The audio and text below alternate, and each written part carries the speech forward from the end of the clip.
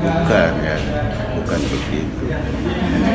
Itu nanti tahap kedua, kita sementara sudah sampaikan laporan akhir tahap pertama.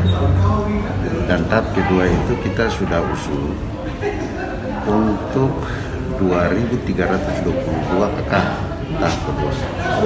Dengan anggaran itu sekitar 25 M.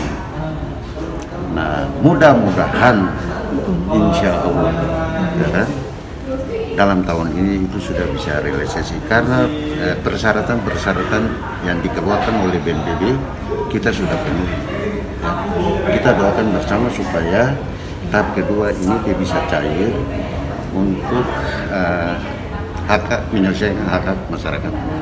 Itu kami usahakan dan kita sudah koordinasi dengan BNPB untuk mudah-mudahan dalam tahun ini bisa diselesaikan. Berarti Oktober belum bisa dipastikan juga ya Pak?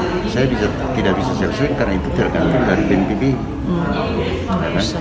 Karena itu dari pusat. Itu kita sudah sampaikan ke BNPB, BNPB nanti ajukan itu ke Kementerian Keuangan, ya, mekanisme keuangan seperti itu. Jadi setelah itu ya baru disampaikan kepada kami.